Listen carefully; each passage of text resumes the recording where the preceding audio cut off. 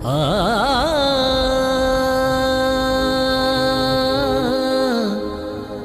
आ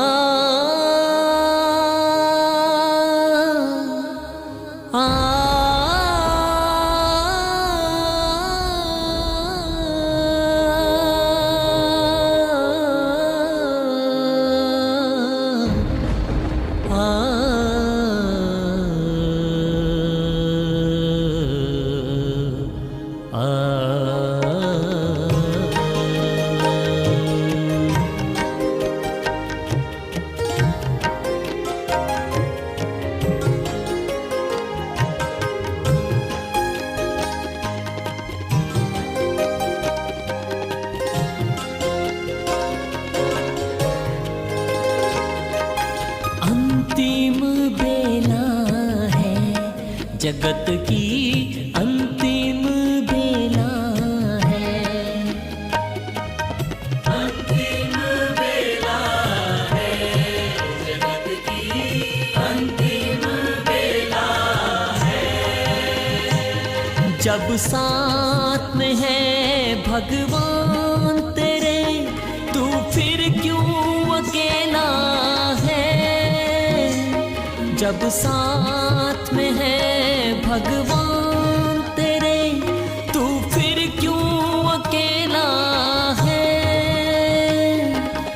अंतिम बेला है जगत की, अंतिम बेला है। ओम शांति। आदरणीय सुषमा दीदी, बाबा की सभी बगिया को अच्छी तरह संभालने वाली हमारी रूहानी माली टीचर्स बहनें, और जामनगर के हमेशा ही उमंग उत्साह में रहने वाले, तीव्र पुरुषार्थ करने वाले, बाबा को प्रत्यक्ष करने की एक सुंदर धुन में रहने वाले सभी ब्राह्मण कुलभूषणों को मधुबन से प्यारे बाप दादा की ओर से, दादियों की ओर से, सब मधुबन निवासियों की ओर से बहुत बहुत याद। आप सभी अपने अपने घरों में नहीं, लेकिन ज्ञान सरोवर के हारमनी हॉल में पहुंच जाएं, क्योंकि अभी जहां मैं बैठा हूं हारमनी हॉल का स्टेज है, जहां 95 में अव्यक्त बाप दादा अवतरित हुए थे। इस हॉल का उद्घाटन किया था।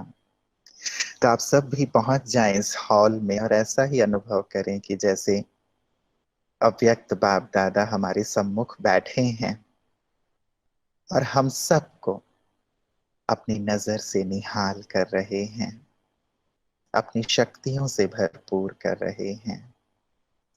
1 मिनट प्यारे बाबा का आह्वान कर लेंगे और पहुंच जाएंगे अपने सूक्ष्म शरीर से ज्ञान सरोवर के हारमनी हॉल में, बाबा के सम्मुख। बाबा से दृष्टि लेंगे।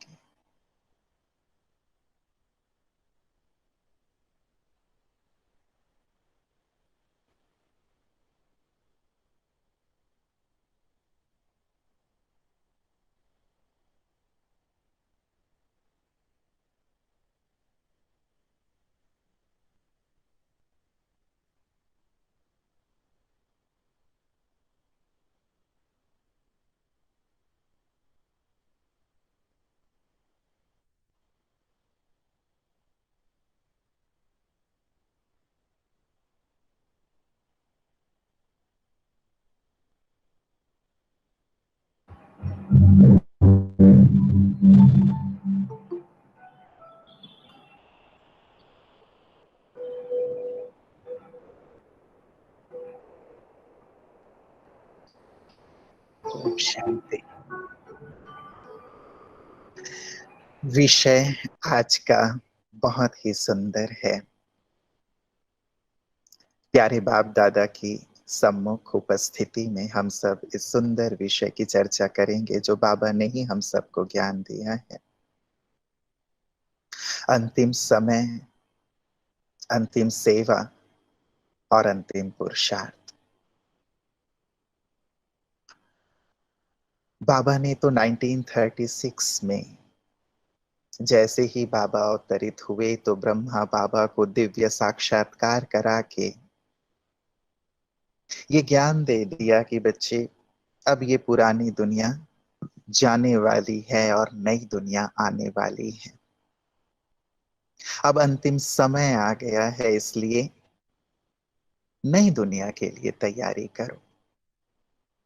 और तब से लेकर के हम सब सारे संसार को ये बताते आ रहे हैं कि अंतिम समय आ गया है, इसीलिए तैयारी करो, आने वाले समय की तैयारी करो, नवयुग की तैयारी करो। ये लगातार हम 1936 से सब आत्माओं को संदेश देते आ रहे हैं। पहले हम बोला करते थे, अब हम नहीं बोलते, लेकिन लोग बोल रहे हैं कि सचमुच अंतिम समय आ गया है। आप अपने आसपास भी सुनते ही होंगे कि कैसा विकट समय आ गया है, क्या परिस्थिति आ गई है, दुनिया का क्या होगा, ये बातें अब लोग कहते हैं। क्लाइमेटिक चेंज से जुड़े हुए जो रिसर्चर्स हैं, साइंटिस्ट हैं, अथॉरिटीज हैं, उन लोगों की कुछ समय पहले और अपने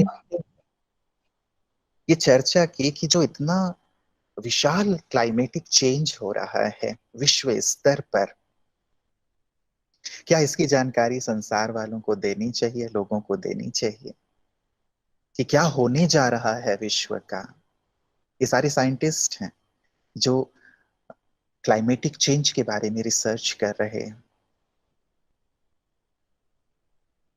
तो जो संबंधित सरकारें थीं और जो सीनियर अथॉरिटीज थीं, उन सब ने ये कहा कि नहीं, यदि ये जानकारी विश्व को दे दी गई तो सभी बहुत भयभीत हो जाएंगे कि क्या होने जा रहा है सारे विश्व का।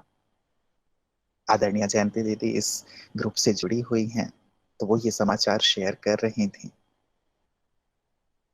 तो भले उन्होंने ये शेयर नहीं किया, लेकिन वो इस बात को स्वीकार कर रहे थे कि अब बाजी हाथ से निकलती जा रही है, स्थिति भयावह होती जा रही है। सरकारें भी इस ओर कदम नहीं उठा रही हैं और स्थिति दिनों दिन ऐसी दयनीय होती जा रही है कि अब ऐसा लगता है कि बाजी हाथ से निकलने को है। और इसका अर्थ आप समझते हैं, इतना विशाल परिवर्तन जो अकल्पनीय है, जो लोगों की ख्वाबों ख्याल में नहीं है, ऐसा भयंकर परिवर्तन के दौर से सारे संसार को गुजरना है। और ये हम तो कहते आ ही रहे हैं, लेकिन अब साइंटिस्ट इस बात को स्वीकार कर रहे हैं, भले इसे ओपन नहीं करते, लेकिन ये बात सत्य है। हमारी एक बहन जो डीआरडीओ में है, उन्होंने पीएचडी किया ग्लेशियर्स पर। अभी लगभग 3-4 मास पहले ही उनका पीएचडी कंप्लीट हुआ। वो भी इस बात को कह रही थी कि जो उत्तरी ध्रुव और दक्षिणी ध्रुव में जो विशाल ग्लेशियर्स हैं, उनमें बड़ी बड़ी दरारें आने लगी हैं और दरारें बढ़ती चली जा रही हैं, क्योंकि ग्लोबल वार्मिंग बढ़ता चला जा रहा है और उसके लिए कुछ नहीं किया जा सकता। सैकड़ों वर्ग किलोमीटर के बड़े बड़े ग्लेशियर्स, वो यदि टूट करके सागर के पानी में मिलेंगे तो सागर का पानी इतना बढ़ेगा कि सारे ही जो भी छोटे मोटे द्वीपों के साथ साथ बड़े बड़े जो देश हैं, उनके भी जो किनारे स्थित भाग हैं, वो सब जलमग्न हो जाएंगे। और इतना ही नहीं होगा, लेकिन जब ग्लेशियर्स पिघलेंगे उत्तरी दक्षिणी ध्रुव के, तो जो एक बैलेंस बना हुआ है, जिस एक्सिस पे पृथ्वी है, वो एक्सिस भी चेंज होगी, क्योंकि उसके कारण एक स्थिति बनी हुई है पृथ्वी की। और जब एक्सिस चेंज होगा तो आप समझ सकते हैं कि क्या होगा। आपका घर अभी सीधे है, आपके घर को यदि टेढ़ा कर दिया जाए तो क्या होगा। सारे घर के सामान अस्त व्यस्त, आप किधर रहेंगे, कैसे रहेंगे, आप सोच सकते हैं। पृथ्वी अभी थोड़ी झुकी है, सीधी हो गई तो सागर का पानी कहाँ से कहाँ, जो ऊपर है वो नीचे, जो नीचे है वो ऊपर। सोच नहीं सकते हम, इतने विशाल परिवर्तन की ओर हम बढ़ रहे हैं। ये तो एक सांसारिक परिवर्तन है और बहुत ही बड़ा विषय है। मैं जस्ट टच कर रहा हूँ इस विषय को, क्योंकि ये होने जा रहा है और ये समय इशारा कर रहा है केवल ये नहीं, लेकिन विश्व युद्ध की स्थिति आप देख रहे हैं, गृह युद्ध की स्थिति देख रहे हैं, कितनी ज्यादा अराजकता बढ़ती जा रही है वो हम सब देख रहे हैं, महामारी बढ़ती जा रही है, कोविड, इसने सारे संसार की ये स्थिति कर दी। तो ये तो एक नमूना है, ये तो एक ट्रेलर है। जब ऐसी स्थितियां बनती चली जाएंगी तो क्या होगा? ये हम सबको अंतिम समय की ओर इशारा कर रहा है। यदि अपने ब्राह्मण परिवार को हम देखें तो बाबा का पाठ भी हमें इशारा दे रहा है। बाबा ने अपने पाठ को समेट करके हमें इशारा दिया कि अब तक मैं नीचे आकर के तुमसे मिलता रहा हूं, अब तुम मुझसे मिलने के लिए ऊपर आओ। ऊपर आओ मिलने के लिए मतलब अब ऊपर आने की तैयारी कर लो, क्योंकि अब ये नहीं रहेगा नीचे, तुम्हें ऊपर आना। इशारा है बाबा का। इस इशारे के अनुसार हम अपनी तैयारी कर रहे हैं, विश्व की स्थिति को देखते हुए जिसे अब सभी स्वीकार करने लगे हैं। बाबा ने जो हमें इशारा दिया है उस इशारे को कैच करते हुए, बाबा के पाठ को देखते हुए क्या हम अपनी तैयारी कर रहे हैं? अच्छा चलिए, विश्व की स्थिति को हम एक तरफ रख दें, लेकिन अपने अंतिम समय की भी क्या मुझे जानकारी है? यदि हम यंग हैं, यदि हम छोटे हैं, यदि हम स्वस्थ हैं, तो हम क्या सोचते हैं कि अभी तो हम बिल्कुल ठीक ठाक हैं, अभी तो हम लंबी आयु जीने वाले हैं। हम ये सोचते हैं जो बीमार है, जो बुजुर्ग हो गया है, वो अभी जाने वाले हैं। लेकिन आपने अपने आसपास देखा होगा, मैं भी अपने चारों तरफ देखता हूँ, जो बुजुर्ग हैं, बीमार हैं, वो जमे हुए हैं, और जो यंग हैं, बिल्कुल स्वस्थ हैं, चलते फिरते हैं, वो जा रहे हैं।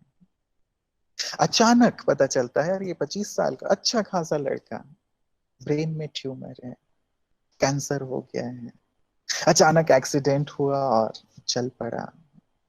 छोटी सी बच्ची है, उसकी रीढ़ की हड्डी में ये प्रॉब्लम है, हार्ट में होल है, आस पास आप देख सकते हैं।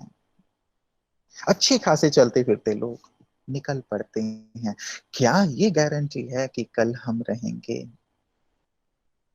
समय, कलयुग में काल का कोई नियम नहीं है, कभी भी कहीं भी किसी के पास भी आ सकता है। तो जब हम अंतिम समय कहते हैं तो इस वृहद रूप में तो देखते हैं, लेकिन मेरा अंतिम समय कब आ जाए उसके लिए क्या मैं तैयार हूं? कोई भी ये नहीं कह सकता कि मेरी आयु इतनी होगी। कई लोग बहुत ही निश्चिंत होकर के बैठे हुए हैं ना, कि अभी तो सब कुछ सामान्य हो ही जाएगा, हम भी रहेंगे, मजे से रहेंगे, यहीं रहेंगे, ये सोच करके बैठे हुए हैं। चलना है ये नहीं सोच रहे हैं। यहाँ रहें, आनंद में रहें, खुश रहें, अच्छी स्थिति में रहें, सबकी मदद करें, ये तो हमें करना ही है, लेकिन अंदर से अपनी तैयारी भी रखें। ये स्थितियां डराने के लिए मैं नहीं कह रहा हूं, ये डराने के भाव से नहीं कही जाती, लेकिन तैयारी करने के भाव से कही जाती हैं। जैसे स्टूडेंट को ये पता है कि भाई एग्जाम होना है, तो एग्जाम होना है तो एग्जाम की तैयारी वो करता है ना, उसे पता है एग्जाम होना है। हमें भी पता है अंतिम समय अर्थात अलग अलग एग्जाम की तैयारी करना, जो होने वाली है, हमारे सामने आने वाली है, जो बाबा ने कही है कि अंत समय में इस प्रकार के पेपर्स आएंगे। तो जब हम अंतिम समय कहते हैं तो देखें क्या इन पेपर्स के लिए हम तैयार हैं? मेरे साथ साथ आप चेक करते चलें। बाबा ने कहा अंत में पांचों ही जो विकार हैं फुल फोर्स में वार करेंगे। पेपर है हमारा, फुल फोर्स में वार करेंगे, अर्थात पांचों ही विकार। ऐसी ऐसी कामुक लोग हमारे आसपास आएंगे जिनकी दृष्टि वृत्ति ठीक नहीं है, जो केवल दैहिक भान वाले हैं, केवल देह को देख करके हमारे पास आए हैं, दैहिक भावना से कुछ ऊपर नीचे सोच करके। ऐसे लोग यदि सामने आते हैं, क्या मैं स्थिर रहूंगा, अचल रहूंगा, या उनकी स्थिति मेरी पवित्रता को प्रभावित करेगी? बाबा ने कहा यदि अंश भी होगा तो वो वंश का रूप ले लेगा। यदि मोह है मोह विकराल रूप में होगा। अपने आसपास अपने लोगों को हम जाते हुए देखेंगे, दुखी होता हुआ देखेंगे, बीमारी में तड़पते हुए देखेंगे। क्या तब मेरी स्थिति एक रस रहेगी, स्थिर रहेगी? बाबा ने दिखाया था, कुछ लोगों को ऑपरेशन थिएटर में बाबा ले गए, और 4-5 हमारी बहनें थीं। जैसे ही काटा, खून निकला, खून देखते ही ज्यादातर लोग बेहोश हो गए। बाबा ने कहा, बच्चे इतना थोड़ा सा खून देख के बेहोश हो गए तो अंत समय का सीन कैसे देखोगे? अपनों के साथ यदि ऐसा हो रहा है, क्या मैं निर्मोही स्थिति, नष्टो मोहा स्थिति में रह पाऊंगा? चेक करें, क्योंकि ये होना है। लोभ की स्थिति, क्या चीजें मुझे बांधेंगी, खींचेंगी? भुज में जब भूकंप आया था, आपने भी ये देखा होगा, ये एक व्यक्ति का फोटो आया था। भूकंप आ रहा है, अब सब लोग तो निकल गए, लेकिन उसको आया कि मेरे पास जो पैसे रखे हुए हैं लेकर के मैं निकलता हूँ। लेके निकल ही रहा था, धड़ाम से छत गिर गया। उसके पैसे बैग से ही बाहर, पैसे बिखरे हुए हैं, केवल हाथ दिखाई दे रहा है और सारा दबा हुआ है। ऐसी स्थिति में, जबकि ये पांचों विकारों की बात होगी, ना केवल 5 विकार, लेकिन अन्य भी सूक्ष्म विकार हैं, आलस्य, अलबेलापन है, इन सबको भी बाबा कहते हैं। इन सब का अंश तो नहीं है, मैं अपने अंदर चेक करूं, और यदि है तो अभी मुझे चेंज करना है, चलाना नहीं है।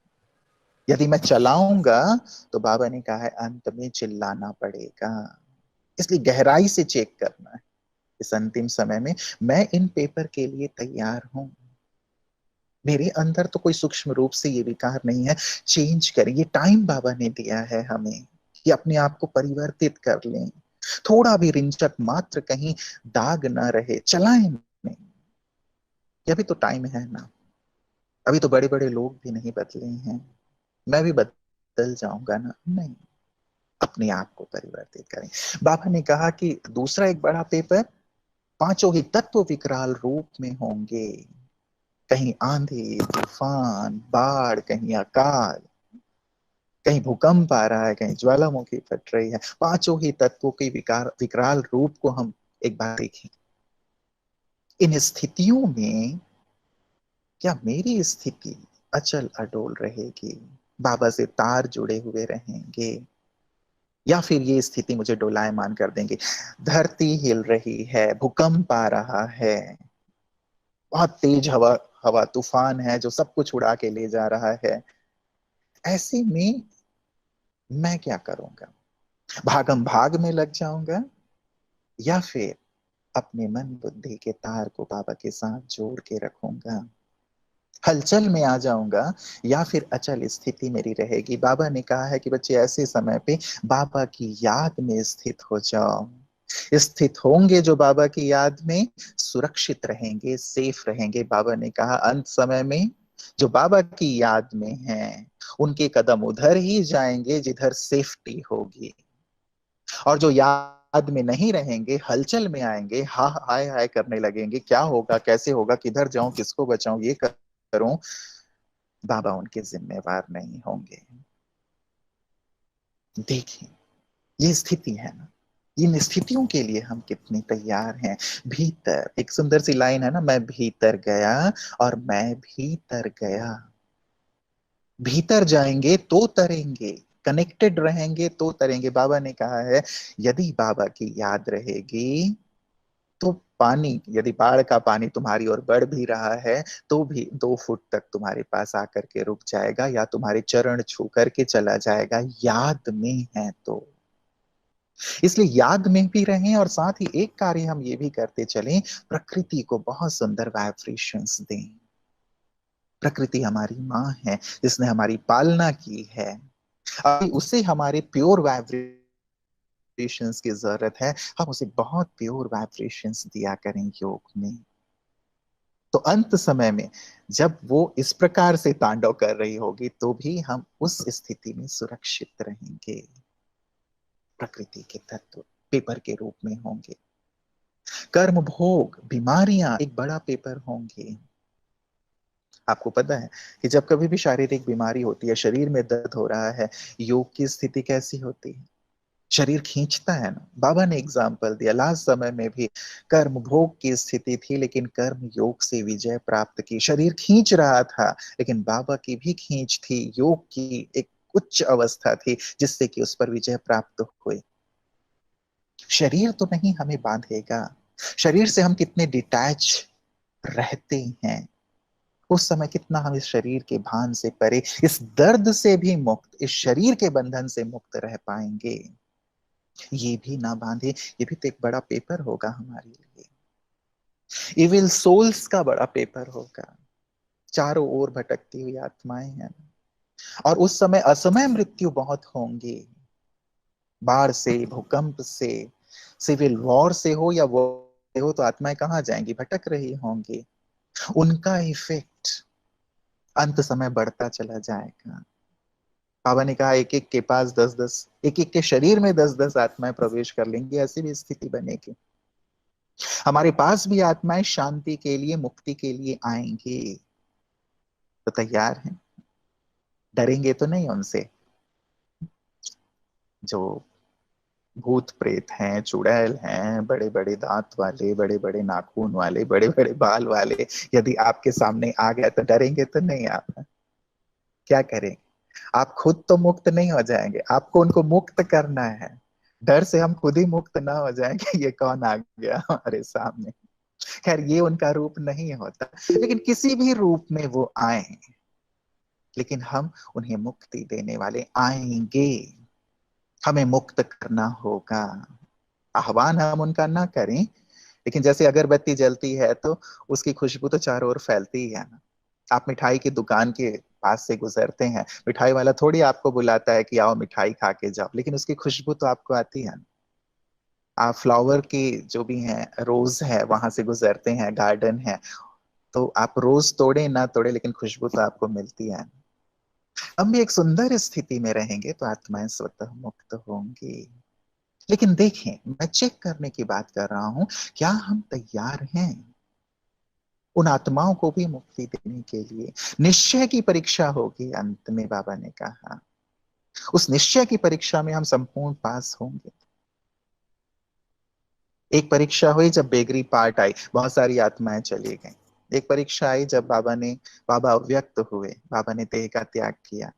तीसरी परीक्षा आई जब 76 में विनाश होगा, बाबा ने कहा था, नहीं हुआ, बहुत सारे लोग चले गए। 2000 की बात थी, नहीं हुआ, बहुत सारे लोग चले गए। हमने आधार किस चीज को बनाया है कि ये घटना होगी तब हम ज्ञान में चलेंगे, बाबा के बनेंगे, या भगवान को अच्छे से पहचान कर उनसे प्राप्ति करके अनुभवी मूर्त बन करके हमने भगवान को अपनाया है? ऐसे ही बहुत सारे पेपर्स हैं, मैंने जस्ट आपको ग्लिम्स दिए हैं। अंतिम समय की जब बात करते हैं तो ये सारे अंतिम समय के पेपर्स हमारे सामने आने हैं। मैं तैयार हूं, पास विद ऑनर होने के लिए मैं तैयार हूं। ये स्थितियां आएंगे, जरूरी नहीं है सबके सामने सभी चीजें आए, लेकिन आनी है, किसी ना किसी रूप में आनी, क्योंकि जब तक पेपर नहीं देंगे तब तक पास होने की तो बात आती ही नहीं। पास व्यक्ति तभी होता है जब पेपर देता है, पास विद ऑनर तभी होता है जब पेपर देता है, और बिना पेपर दिए कोई भी आगे नहीं, कोई भी पद प्राप्त नहीं कर सकता। इसीलिए इन पेपर्स के लिए हमें अपने आप को तैयार करना है। अंतिम समय है, तो अंतिम समय के इन पेपर्स के लिए भी हमें खुद को तैयार करना है, और केवल अपने आप को नहीं, इतना तैयार करना है कि मैं तो पास होऊंगी। कई ब्रिलियंट स्टूडेंट्स होते हैं ना, वो खुद तो अच्छी तैयारी करते हैं, वो तो कॉन्फिडेंट रहते हैं कि मैं तो पास होऊंगा ही, मेरिट लिस्ट में आऊंगा ही, 90+ मेरे परसेंटेज आएंगे ही आएंगे, लेकिन वो औरों की भी मदद करता है, अपने मित्रों की भी मदद करता है। तो हमें केवल पास विद ऑनर नहीं होना इस अंत समय में, लेकिन हमें औरों की भी मदद करनी है। जो अंतिम सेवा है उसकी तैयारी भी हमें करनी है। लेकिन तैयारी तो वही करेंगे ना, वो अंतिम सेवा वही कर पाएंगे ना जो इन पेपर्स में स्टेबल रहेंगे, पास होकर आगे बढ़ेंगे। यदि मेरे ही हाथ बंधे हुए हैं तो मैं दूसरों के हाथ कैसे खोलूंगा? यदि मैं खुद ही दलदल में हूं तो मैं दूसरों को दलदल से कैसे बाहर निकालूंगा? लाजमी सी बात है, मेरे हाथ खुले हों, मैं खुद दलदल से बाहर होऊंगा, तब मैं मदद कर पाऊंगा। अंतिम सेवा भी वही कर पाएंगे जो इन स्थितियों से ऊपर उठ जाएंगे, जिन पेपर्स की मैंने बात की, जो स्ट्रांग होंगे, पावरफुल होंगे। और सेवा क्या है अंत की? अब देखिए, कोरोना काल में जो सेवा हम कर रहे थे, क्या वो सेवा हम कंटिन्यू कर पा रहे हैं? ना तो हम प्रदर्शनी लगा पा रहे हैं, ना तो मेले कर पा रहे हैं, ना तो कोई रैली निकाल निकाल पा रहे हैं, ना ही कोई सेंटर पे कोर्स करने के लिए आ पा रहा है। तो ये कोरोना ने हमें सिखाया ना, समय भी तो शिक्षक है। ये भी एक शिक्षक बन के आया है कि भाई, जिस प्रकार की तुम सेवा कर रहे थे, ठीक है, ये समय सामान्य होगा, फिर से हम वो सेवा करेंगे, लेकिन सीख ये है, नेक्स्ट सेवा के लिए तैयार हो जाए, अंतिम सेवा के लिए तैयार हो जाए। और वो अंतिम समय की सेवा ये है, हमारी मनसा सेवा। बाबा कहते हैं कि देखो, साइंस वाले एक जगह बैठ करके कहां कहां रॉकेट भेज देते हैं। यहां बैठे हुए हैं, अंतरिक्ष की चीजों को कंट्रोल कर रहे हैं, यहां बैठे हैं, कहीं भी कोई चीज है उसको कंट्रोल कर रहे हैं एक जगह से। बाबा ने कहा, तुम साइलेंस की शक्ति से क्या सारे संसार की आत्माओं तक संदेश नहीं पहुंचा सकते? सारे संसार की आत्माओं को सुख नहीं दे सकते, शांति नहीं दे सकते, उनकी मनोकामनाएं पूर्ण नहीं कर सकते? तो हमें मनसा सेवा को बढ़ाना है अब।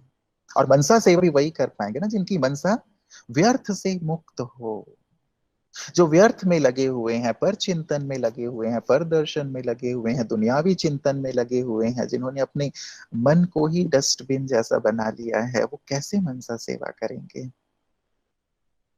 मन स्वच्छ भी हो, निर्मल भी हो और शक्तिशाली भी हो, तब हम मनसा सेवा कर पाएंगे। एक लाइट होती है, 0 वॉट का बल्ब होगा, एक 100 वॉट का बल्ब होगा, एक 1000 का होगा, एक बहुत बड़ा हेलोजन होगा। सबकी लाइट में डिफरेंस होता है या नहीं होता? यदि मेरे अंदर ही व्यर्थ है, नेगेटिव है, मैं व्यर्थ और नेगेटिव में से ही जूझता रहता हूं अभी तक, कि मेरे व्यर्थ संकल्प बहुत चलते हैं, नेगेटिव संकल्प बहुत चलते हैं, तो मैं अपनी ही सेवा कर रहा हूं अभी। मैं विश्व की सेवा कब करूंगा? उठें, बाहर आए अब इस चीज से। बहुत अपने आप को हमने टाइम दिया। जब आप विश्व की सेवा में लग जाओगे, औरों के कल्याण में लग जाओगे, आपका खुद का व्यर्थ समाप्त हो जाएगा। खुद को तो बिजी करें हम। तो मनसा सेवा, मनसा से हमें सबके लिए शुभ भावना, शुभकामना का दान करना होगा, कल्याण का दान करना होगा, शक्तियों का, शांति का दान करना होगा। अपने अंतःवाहक शरीर से हम लोगों तक जाएंगे तो लोगों को ये फील होगा कि कोई फरिश्ता आया था जिसने मुझे शांति की अनुभूति कराई, जिसने मेरे रोग हर लिए, मेरी पीड़ा हर ली, जिसने मुझे मेरी सारी मनोकामनाएं पूरी कर दी। हम ही विघ्न विनाशक हैं। हमें अपनी अंतवाहक शरीर से, अपनी मनसा सेवा से लोगों के विघ्न हरने होंगे, तभी तो लोग हमें विघ्न विनाशक कहेंगे। अपनी इस शक्ति से हमें लोगों के दुख और दर्द को दूर करना होगा, तभी तो लोग हमें मास्टर दुख हरता सुख करता कहेंगे। हमें लोगों की मनोकामनाएं पूर्ण करनी होंगी, तभी तो लोग हमें इष्ट के रूप में स्वीकार करेंगे। ये हमने किया है और अब हमें करना है, तैयारी ये है। लेकिन खुद से ऊपर उठना, मन को बहुत सशक्त बनाना होगा, समर्थ स्थिति में रहना होगा, समर्थ संकल्पों में रहना होगा, अपने आप को रहम की भावना से, शुभ भावना से बाबा की तरह भरना होगा। तब हमारे वाइब्रेशन सक जाएंगे। यदि किसी के लिए ईर्ष्या है, घृणा है, बदले की भावना है, तेरे मेरे की भावना है, बाबा कहते हैं ये दीवार बन जाती है तुम्हारे श्रेष्ठ वाइब्रेशन के मार्ग में। अब उठें, बहुत हो गया ना ये, बहुत हो गया। और इससे मिलेगा क्या हमें? जिन्हें अंतिम समय की सेवा के लिए तैयार होना है, जिन्हें करना है, तैयारी तो करनी पड़ती है ना। अभी से तैयार करें, अपने मन को सशक्त बना लें, अंतःवाक शरीर से सब तक जाएं और अभी ही वाइब्रेशन देना शुरू करें। हम ही हैं जिन्होंने किया है। चाहे मुस्लिम धर्म हो या क्रिश्चियन धर्म हो, फरिश्तों को अभी तक वो मानते हैं कि फरिश्ते हमारे रक्षक हैं, फरिश्ते दाता हैं, फरिश्ते भगवान के दूत हैं, जिन्होंने हमें जीवन दिया, जिन्होंने हमें प्रकाश दिया, जिन्होंने हमें राह दिखाई, जिन्होंने हमारे सारे कष्ट दूर किए। ये सारी बातें मुस्लिम धर्म में, क्रिश्चियन धर्म में हैं। कौन है फरिश्ते? कहां से आएंगे? हम ही तो है ना। ये कयामत का समय है, तैयार कर लें। ये महाविनाश का काल है, खुद को तैयार कर लें इस सेवा के लिए। हर हर धर्म ग्रंथ में कहीं ना कहीं इस समय का वर्णन है, कयामत के समय का, महाविनाश के समय का, सृष्टि के अंत का या महाप्रलय का वर्णन है। यही वो समय है। तो मनसा सेवा हमें करनी होगी, ये अंतिम समय की सेवा है। दूसरी बात, हमें सेवा करनी होगी इन भटकती हुई आत्माओं को मुक्ति देने की। जैसे मैंने पहले भी कहा, करोड़ों आत्माएं भटक जाएंगी अंतरिक्ष में, अंधेरे में। कहां जाएंगे? कौन है मुक्तिदाता? बाबा ने कहा, मैं मुक्तिदाता और तुम मेरे बच्चे मास्टर मुक्तिदाता हो। तुम्हें मुक्ति देनी होगी सभी को। ये हमारी अंतिम समय की सेवा होगी। आत्माएं मुक्त होंगी हमारे श्रेष्ठ वाइब्रेशन से। आत्माएं मुक्त होंगी मेरे इस सुंदर भाव से कि मैं मास्टर मुक्तिदाता हूं, मास्टर भूतनाथ हूं। मैं खुद ही मास्टर भूतनाथ हूं, मतलब उन सब भूतों का भी नाथ हूं, जैसे बाबा को भूतनाथ कहते हैं। हमें मुक्त करना होगा, लेकिन मुक्ति वही दे पाएंगे जो स्वयं मुक्त होंगे। इंपॉर्टेंट बात है, मुक्ति वही देगा ना जो मुक्त होगा। यदि मैं अपने स्वभाव, संस्कार, आदत इन्हीं से मुक्त नहीं, अपने छोटे छोटे विचारों से, लौकिक बातों से मुक्त नहीं हूं, तो ये आत्माओं को मुक्त करना ये बहुत बड़ी सेवा है, हमें करनी है। इसके लिए अपनी तैयारी करें। मुक्ति देनी है हमें बाबा के साथ साथ सभी आत्माओं को। तीसरी महत्वपूर्ण सेवा होगी, बाबा ने कहा कि अभी तुम योग से अपने विकर्मों को नष्ट करने में लगे हुए हो, लेकिन एक समय ऐसा आएगा कि तुम्हें अपने योग बल से अन्य आत्माओं के विकर्मों को भी नष्ट करना होगा। अन्य आत्माओं के विकर्म, अभी हम अपने योग बल से अपने विकर्मों को नष्ट कर रहे हैं, लेकिन बाबा ने कहा तुम्हें अपने योग से अन्य आत्माओं के विकर्मों को नष्ट करना होगा, तभी तो वो मुक्त होंगे। मुक्ति से यह कनेक्टेड पॉइंट है। ये बात बाबा ने तब कही थी जब मम्मा बाबा साकार में थे। यज्ञ में एक समर्पित बहन थी, उतनी सेवा नहीं करती थी, ज्ञान योग नहीं था, यज्ञ में थी, बस थी। संदेशी एक बार ऊपर गई तो बाबा ने मैसेज दिया कि इस बच्ची के पास केवल 10 दिन का समय है, 10 दिन के बाद ये शरीर छोड़ने वाली है। इसे संदेश दो कि बाबा ने कहा है कि 10 दिन का समय है, अब तक तो तुमने ज्ञान योग नहीं किया है, वो सेवाएं नहीं की है, जमा का खाता नहीं है। 10 दिन में तुम जितना जमा करना चाहो कर लो। अब वो जैसे ही उसे मैसेज मिला, अब ऐसे में क्या ज्ञान योग होता है? एक बात ना जरूर गहराई से महसूस कीजिएगा और अपने आप को भी समझा के रखिए। हम कई बार सोचते हैं कि अंत समय में हम कर लेंगे, टाइम आएगा तो हम देख लेंगे, हम कर लेंगे, लेकिन जब टाइम आता है ना तो व्यक्ति नहीं कर पाता। अभी सोचिए, इतना अच्छा वातावरण है, मैं अपने घर में हूं, मैं अपने सेंटर में हूं, मैं बाबा के रूम में बैठता हूं और वहां बैठ के भी मेरा योग नहीं लगता, वहां बैठ के भी मेरा मन यहां वहां भागता रहता है। एकांत में हूं, बाबा के कमरे में हूं, पर्पजली मैं योग करने के लिए बैठा हूं, फिर भी मेरा योग नहीं लग रहा है। अंत समय में जब प्रकृति के पांचों तत्व, पांचों विकार हाहाकार कर रहे होंगे, विकराल स्थिति में होंगे, तब क्या योग लगेगा? और हम कहते हैं कि बाबा आप निश्चिंत रहो, मेरी तरफ से निश्चिंत रहो। कई बार हम बाबा को भी, हाँ, बाबा आप बिल्कुल मेरी तरफ से ना आप निश्चिंत रहो, बस जो लास्ट ट्रेन होगी मैं उसमें चढ़ के बैठ जाऊंगा। जैसे ही घंटी बजेगी वैसे ही मैं योग युक्त हो जाऊंगा, वैसे ही मैं एकाग्र हो जाऊंगा। हम बाबा को ही आथत देते रहते हैं, हम बाबा को ही समझाते रहते हैं, बाबा क्या करेंगे, मुस्कुरा देंगे। तो अंत में नहीं होता। तो इस बहन ने भी ज्ञान योग की कोशिश की, लेकिन योग नहीं लगता। आप इस बात को अंडरलाइन करके रखो, लंबे काल का अभ्यास। बाबा बार बार मुरलियों में कहते हैं, जिसका लंबे काल का योग का अभ्यास होगा वही अंत में योग युक्त होगा। लंबे काल का पुरुषार्थ होगा वही पुरुषार्थ काम आएगा। लंबे काल की जो सेवा का बल, पुण्य का बल होगा, वही अंत काल में काम आएगा, वही हमें एकाग्र करेगा, वही अंतमति सो गति करेगा। इसलिए ये मत सोचें कि अंत में कर लेंगे। अंडरलाइन, इस एग्जाम्पल से आप इस बात को समझें। उस बहन से भी ज्ञान योग नहीं हुआ, सेवा करती रही। 10वां दिन आ गया जबकि उसे जाना था, शरीर से मुक्त होना था, लेकिन आत्मा बेड पे बहुत तड़पन में थी, देह से मुक्त नहीं हो पा रही थी।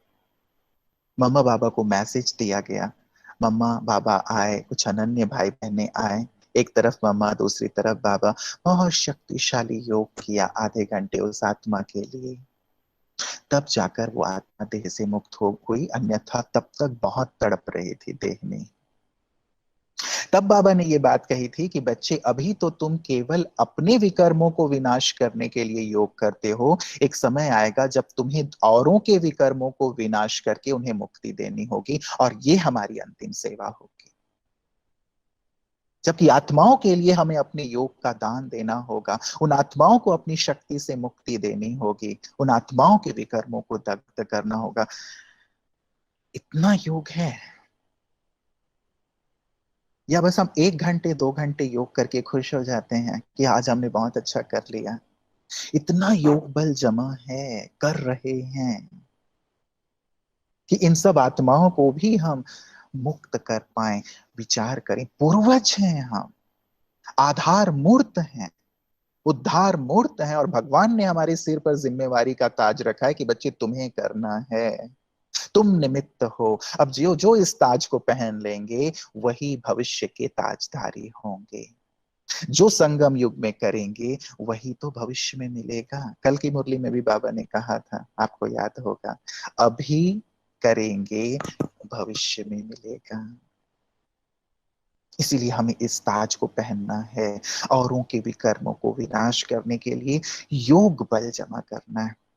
ऐसे नहीं कि अभी हम खुद ही अपने विकर्मों के विनाश में लगे हुए हैं, वो तो हम करें, लेकिन और विकर्म ना करते चलें। हम योग करते हैं, साथ साथ छोटे मोटे विकर्म भी करते रहते हैं। तो यदि विकर्म कर रहे हैं, योग कर रहे हैं, तो वो तो बैलेंस होता जा रहा है, जमा कहाँ हो रहा है। जमा करते चलें। अंतिम समय की हमारी और सेवा होगी, दृष्टि से, चलन से, चेहरे से सेवा। दृष्टि, चलन, चेहरा। बाबा ने कहा, तुम्हारी आंखें जादू की डिब्बी बन जाएंगी, तुम्हारी आंखों में लोग देखेंगे और जैसे उन्हें साक्षात्कार होने लगेगा, अपने आप को भूल जाएंगे। तुम्हारे मस्तक को देखेंगे, उन्हें भविष्य का साक्षात्कार होगा, अपने जीवन का साक्षात्कार होगा, परमात्मा साक्षात्कार होगा। तुम्हारे चलन से, तुम्हारे चेहरे से ये सेवा होगी। तुम चलते फिरते लाइट हाउस, माइट हाउस बन जाओगे, चलते फिरते म्यूजियम बन जाओगे। ये बात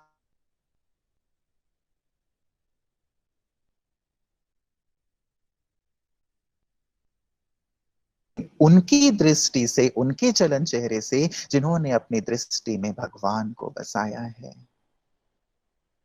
यदि इन आंखों से मैं देह को देखता रहता हूं, दूसरों की बुराइयों को देखता रहता हूं, मेरे चलन में वो दिव्यता नहीं है, चेहरे में वो रूहानियत नहीं है, तो इससे भगवान कैसे दिखाई देंगे। चेक करना है और अपने आप को इसके लिए तैयार करना है। मेरी ये कर्मेंद्रियां, मेरा ये जीवन बाबा का है। मेरी आंखें अब बाबा को देखें, मेरे कान अब बाबा के महावाक्य सुने, मेरे मुख से केवल बाबा के सुंदर महावाक्य निकलें। मेरी चलन, मेरा चेहरा जैसे भगवान को दिखाने वाला इंडेक्स बन जाए, मिरर बन जाए। इतना मैं उनकी याद में तल्लीन रहूं, इतना उनकी शिक्षाओं को अपने जीवन में उतार लूं, जो योग्य होगा, आज्ञाकारी होगा, भगवान उसे आगे कर देंगे। आज्ञाकारी। भगवान की एक एक आज्ञा को जिसने सिर माथे पर रखा, भगवान उनके द्वारा प्रत्यक्ष होंगे। ये हमारी अंतिम सेवा होगी। हमारी दृष्टि से, हमारे चलन से, हमारे चेहरे से इस सेवा के लिए हम तैयार हैं। साक्षात्कार के द्वारा सेवा होगी। क्या मैं साक्षात्कार कराने के लिए तैयार हूं? बाबा के पास चाबी है, लेकिन बाबा उनके द्वारा ही साक्षात्कार कराएंगे जो योग्य होंगे। और बाबा का एक महावाक्य है, जो साक्षात बाप समान बन जाएंगे वही साक्षात्कार मूर्त बन जाएंगे। जो साक्षात बाप समान बन जाएंगे, जो भगवान के नैनों के नूर हैं, जो भगवान के दिल तख्त नशीन हैं, जो भगवान के आज्ञाकारी बच्चे हैं, जिन्होंने अपने जीवन में श्रीमत को दिल से स्वीकार किया है, उसका पालन किया है, वो साक्षात्कार मूर्त बन जाएंगे। इसलिए देखें, अंतिम समय की ओर बढ़ रहे हैं, अंत काल है।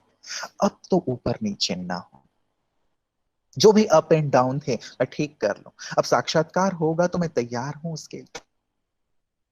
सर्व गुणों से श्रृंगारित हूं, सर्व शक्तियों से श्रृंगारित हूं। मेरे मन में किसी के लिए विद्वेष की भावना तो नहीं। अब मुझसे साक्षात्कार करा दें, देखो ये इष्ट देवी है, इष्ट देव है, और इधर इष्ट देव जी किसी से लड़ाई कर रहे हैं, किसी पे गुस्सा गुस्सा कर रहे हैं, या उनके अंदर लोभ है, लालच है, तो लोगों को लगेगा कि ये इष्ट देव है या इष्ट देवी हैं। कहेंगे नहीं नहीं प्रभु, ये नहीं है, आपने किसी और को दिखा दिया, हमारी इष्ट देव देवी तो कुछ और है। वो कितनी संपन्न है, अपने स्वरूप को तो देखो आप, कितने तृप्त, कितने संतुष्ट, कितने मग्न। दाता का भाव, रहम का भाव, कहीं भी देवताओं में, आपके इष्ट स्वरूप में लेने का भाव दिखाई देता है। उनकी आंखों में जरा भी दैहिक या सांसारिक भाव दिखाई देता है। उनके चेहरे पे जरा भी लौकिकता या क्या कहें, मनुष्य के भाव दिखाई देते हैं? नहीं, ये डिवाइन है, लोग हैं। ये प्रतीति होती है इष्ट स्वरूप से। हमसे तब होगी जब हम अपने इन छोटी छोटी हद की भावनाओं से ऊपर उठ के ऐसे स्वरूप में स्थित रहना शुरू करेंगे। ये हमारी अंत समय की सेवा है। और इसके लिए क्या पुरुषार्थ करें हम? अब पुरुषार्थ तो करना होगा ना, ये सारे स्वरूप हमारे सामने स्पष्ट हैं। पुरुषार्थ हम सब कर रहे हैं, निश्चित रूप से। बाबा का हर एक बच्चा पुरुषार्थ कर रहा है, ठीक है। किसी का धीमा पुरुषार्थ है, किसी का मध्यम पुरुषार्थ है, किसी का तीव्र पुरुषार्थ है। लेकिन अब वक्त आ गया है, समय को देखकर अपनी गति बढ़ानी होती। आपको कहीं पहुंचना है, मान लो कोई स्टूडेंट है, एग्जाम का टाइम है, 3 बजे उनको वहां पे अपीयर होना है, और आप चले हैं, रास्ते में भले ही ट्रैफिक है, आपको 3 बजे जब वहां पहुंचना है तो आप और कहीं नहीं देखते, आप अपनी स्पीड बढ़ा देते हैं, बस वहां पहुंचना है, ये लक्ष्य होता है स्टूडेंट का। तो बहुत इंपॉर्टेंट मीटिंग होती है, आप और इधर उधर नहीं देखते, अपनी स्पीड बढ़ा देते हैं, सब काम छोड़ के बस वहां पहुंचना लक्ष्य होता है। समय समय इशारा देता है ना कि नहीं पहुंचे तो गेट बंद हो जाएगा, एग्जाम नहीं दे पाएंगे, मीटिंग मिस हो जाएगी। ये तो छोटी सी बातें हैं, यहां कितनी बड़ी बात है। सारे कल्प के लिए कमाई करने का ये समय है, सारे कल्प के लिए पढ़ाई पढ़ने का ये समय है, सारे कल्प के लिए भाग्य बनाने का ये समय है। ये टाइम मिस हो गया तो फिर कल्प कल्प के लिए वही भाग्य नोंद हो जाएगा, कल्प कल्प के लिए। तो कहते हैं ना, बंदर और बंदरी बैठे हुए थे उस पे झाड़ पे, आकाशवाणी हुई कि बहुत सुंदर टाइम है, जो कूद जाएगा वो राजकुमार राजकुमारी बन जाएगा। बंदरी कूद गई, राजकुमारी बन गई। बंदर नहीं कूदा, अड़ा हुआ था कि नहीं नहीं ये बकवास बातें हैं, लेकिन देखा कि बंदरी राजकुमारी बन गई तो वो भी कूदा, लेकिन टाइम निकल गया था तो हड्डी पसली टूट गई। उधर से एक मदारी गुजर रहा था, बंदर को पकड़ के मदारी ले गया नचाने के लिए, और एक राजकुमार गुजर रहा था, बंदरी राजकुमारी को ले गया महल में। हम महल में जाना चाहते हैं या मदारी के साथ जाना चाहते हैं? सड़क पर रहना चाहते हैं या सिंहासन पर बैठना चाहते हैं? टाइम अभी है। टाइम अभी है। मैं अपने आप को अपना मित्र बन करके समझाऊं। आत्मा अपना ही मित्र है और अपना ही शत्रु है। ये अभी की वेला है, अभी की बात है। यदि मैं अभी कंसर्न्ड हो जाता हूं, अपने आप को डेडिकेट कर देता हूं पुरुषार्थ के लिए, मैं अपना मित्र हूं। और इतना ज्ञान स्पष्ट होते हुए भी, सब जानते समझते हुए भी आलस्य में हूं, अलबेलेपन की चादर ओढ़ करके सो रहा हूं, मैं अपना शत्रु हूं। कल्प कल्प के लिए मैं अपने आप को जैसे दलदल में डाल रहा हूं, पश्चाताप की ओर धकेल रहा हूं। पश्चाताप के आंसू बहुत बहुत कठिन दौर है वो, बहुत ज्यादा। जिसको बाबा कहते हैं खून के आंसू रोने पड़ते हैं। किसी बच्चे के साथ ना हो। बाबा तो प्यार के सागर है ना, रहम के सागर है ना।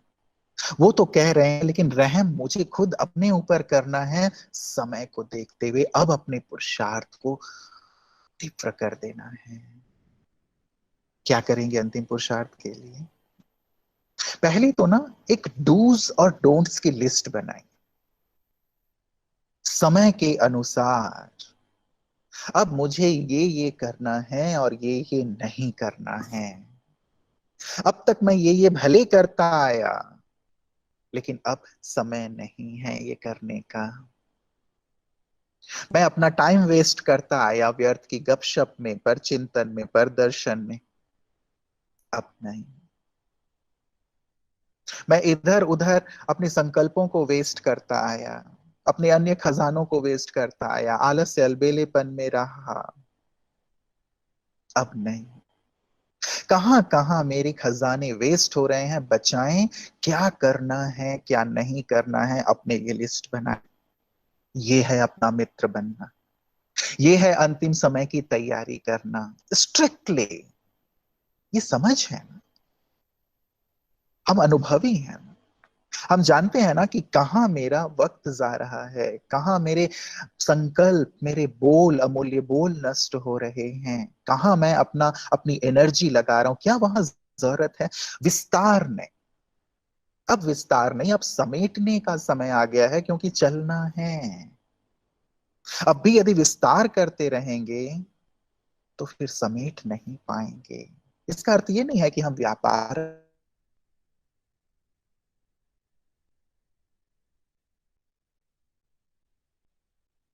मन से विस्तार ना हो। स्थूल में भी जितना हो सके उतना विस्तार न करके अपने आप को समेटते चलें।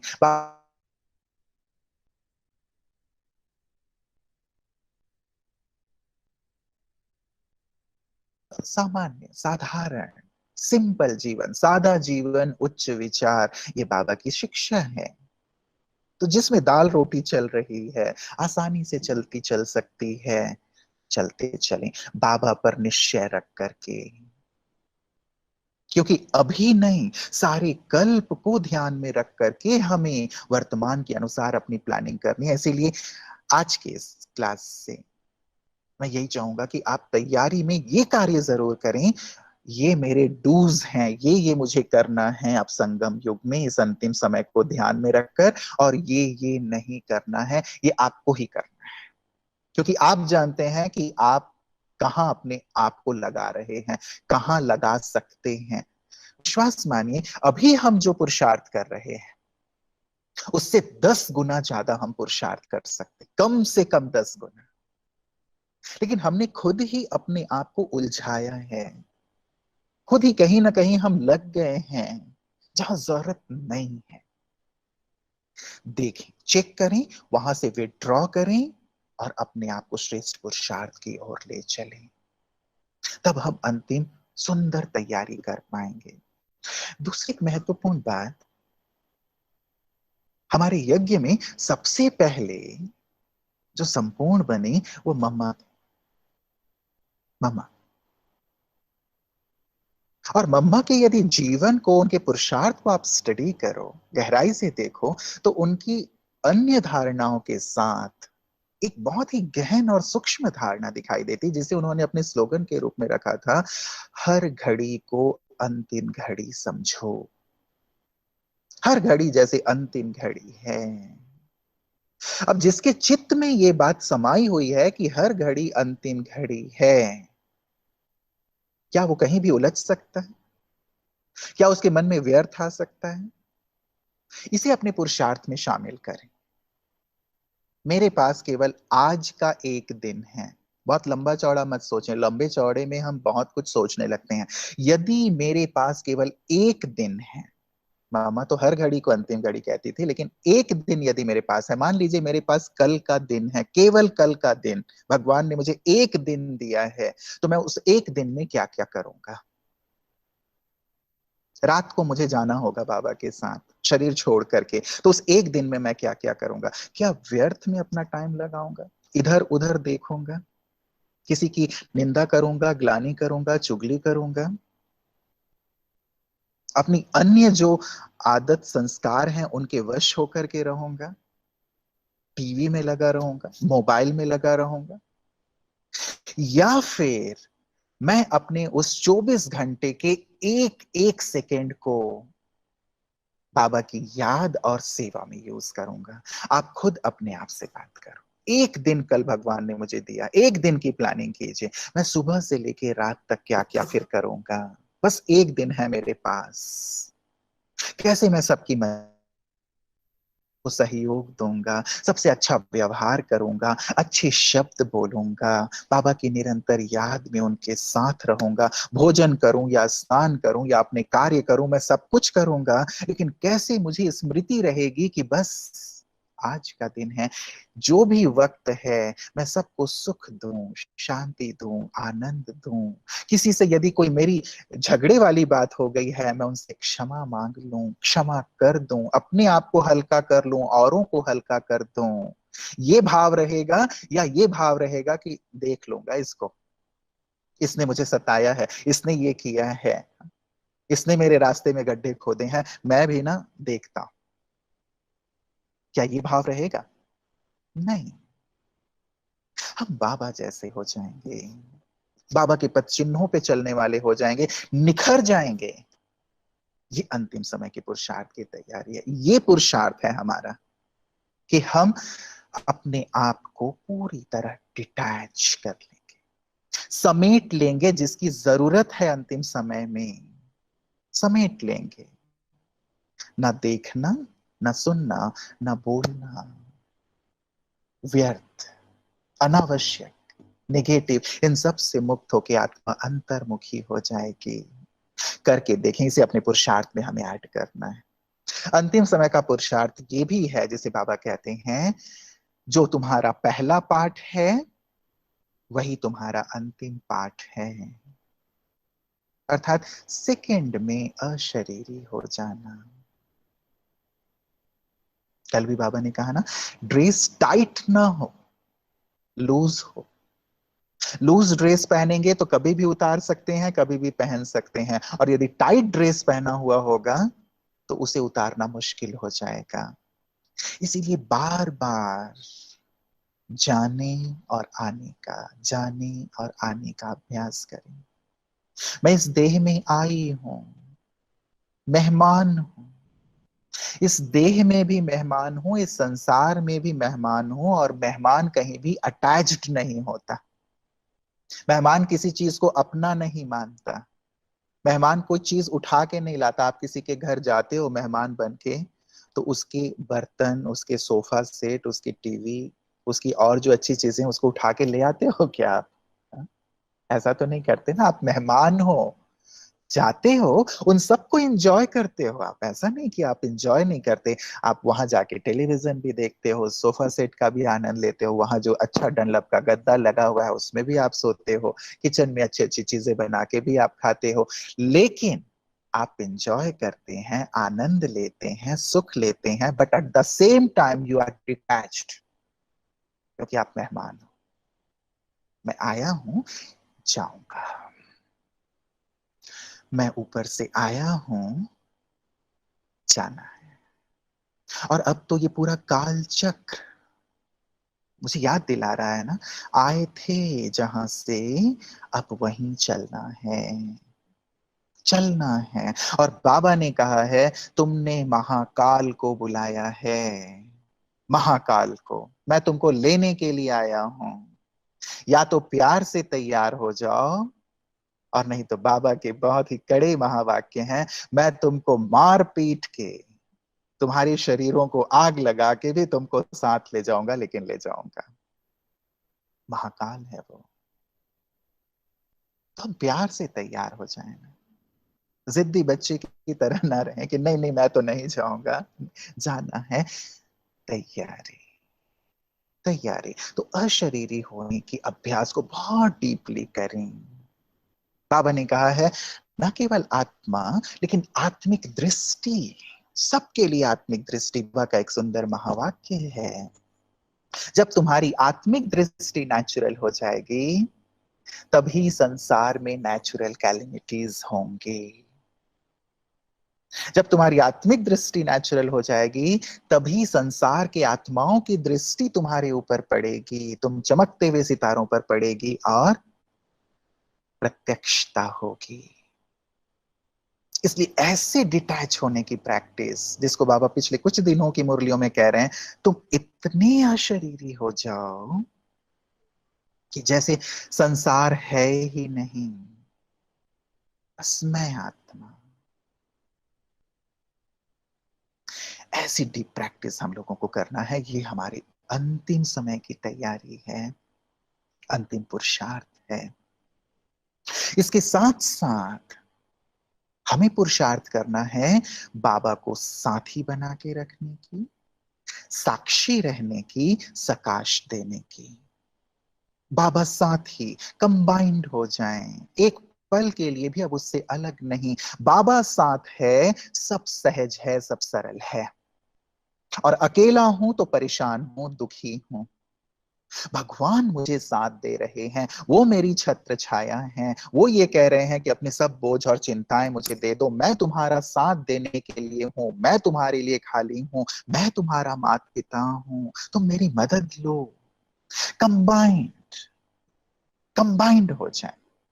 साथी है वो हमारा, ऐसा साथी जिसने वचन दिया है, गारंटी दी है कि सारी दुनिया तुम्हें छोड़ दे, लोग तुम्हें छोड़ दें, कोई तुम्हारे काम आए ना आए, मैं तुम्हारे साथ रहूंगा, अंत तक तुम्हारे साथ रहूंगा, तुम्हें अपने पलकों पे बिठा के ले जाऊंगा। ऐसा वायदा, ऐसी गारंटी क्या कोई दे सकता है? जीवन साथी भी हैं हमारे, जिनसे हमने शादी किया, विवाह किया, गारंटी दे सकते हैं कि मैं तुम्हारे साथ साथ ही चलूंगा, मैं तुमको साथ लेके ही चलूंगा, मैं तुम्हारे दुख हर लूंगा। क्या कोई ऐसी गारंटी दे सकता है? नहीं। इसलिए वो मेरा सच्चा शुभ चिंतक है, मेरा सच्चा हितैषी है, मेरा मित्र है। साथ ही बन जाएं, कंबाइंड हो जाएं, एक पल के लिए भी उससे जुदा नहीं। वायदा है ना, तुझ संग खाऊं, तुझ संग खेलूं, तुझ संग बैठूं, सारे कल्प मुझे सब कुछ प्राप्त होगा। बाबा प्राप्त होंगे, धन दौलत ऐश्वर्य वैभव सब कुछ, पूरी दुनिया मेरे कदमों पे होगी। बाबा होंगे। तो जो नहीं होगा, जो मुझे ऐसा बना रहा है, मैं कितना उसके प्यार में डूबूं, तल्लीन रहूं। कुछ ही तो समय है ना, 2 साल 4 साल 5 साल। बाबा ने, मैंने शुरू में कहा, समेट लिया है अब अपने आप को, और समेटने का भाव है जाना, चलना। व्यक्ति तभी समेट लेता है जब उसे जाना होता है। बाबा भी साइलेंट हो गए ना, क्योंकि अब जाने का वक्त है। हम सौभाग्यशाली हैं कि अब भी सूक्ष्म में, अव्यक्त में बाबा से मिलन मना रहे हैं, और टू लेट का बोर्ड नहीं लगा है। अभी भी वो मिलन हम मना रहे हैं, मना सकते हैं, बाबा से सब कुछ ले सकते हैं। इसलिए एक पल के लिए भी छोड़े नहीं उसे। जितना संग रहेंगे उतना उसके समान बनेंगे। तो साथी बनाएंगे, साक्षी रहेंगे, साक्षी होकर के देखें इन सभी स्थितियों में कि मैं कितना अचल अडोल रहता हूं। मेरे साथ, मेरे परिवार के साथ, संसार में जब ऐसी विपरीत स्थितियां आएंगी, मैं साक्षी रह पाऊंगा, या उसकी सेक लगेगी, उसका प्रभाव मुझ पर पड़ेगा। सेक लगा तो फिर मेरे मार्क्स कम हो जाएंगे ना। साक्षी, इसीलिए अभी से साक्षी होने का अभ्यास, साक्षी होकर के अपने पार्ट को, अपने परिजनों के पार्ट को, संसार को देखने का अभ्यास। और साथ ही केवल साक्षी नहीं, सकाश, साथी बनाएंगे, साक्षी होंगे, साथ ही सकाश देंगे, क्योंकि ये हमारी वंशावली है, हमें इनकी पालना करनी है। ये सब हमारे भाई बहने हैं, विश्व की आत्माएं। प्रकृति भी हमारी दासी है, या प्रकृति भी हमारी सेविका बनेगी। माँ भी है तो सेविका भी है, माँ सेविका ही होती है एक प्रकार से। हमें उसको भी और सब आत्माओं को भी सकाश देनी है। एंड फाइनली अंतिम पुरुषार्थ हमारा निरंतर स्मृति स्वरूप हो जाना।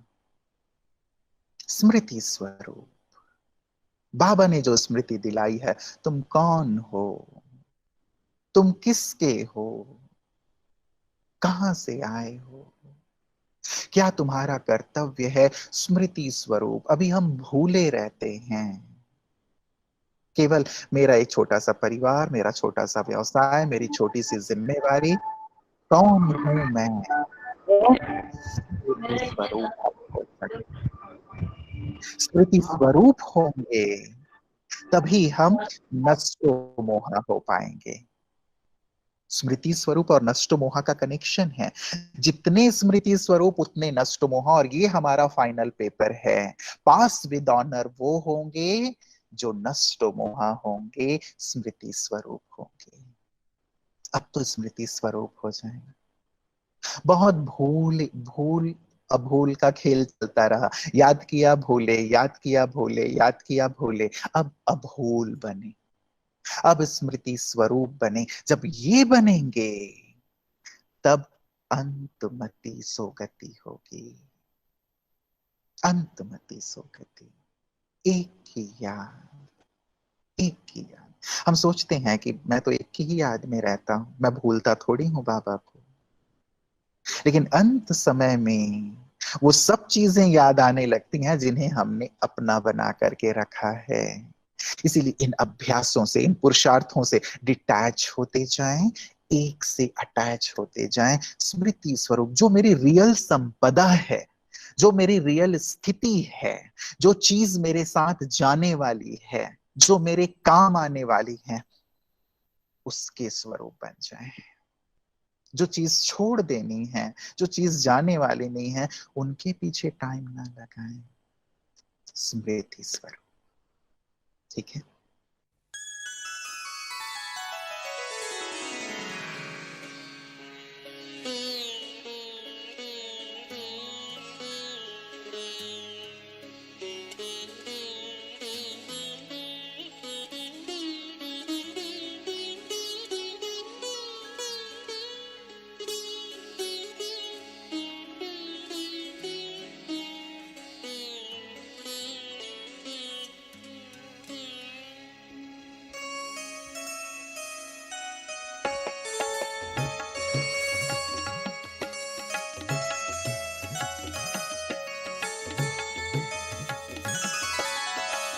अंतिम घड़ियाँ आ पहुँची हैं, कुछ ही क्षण रहे बाकी हैं।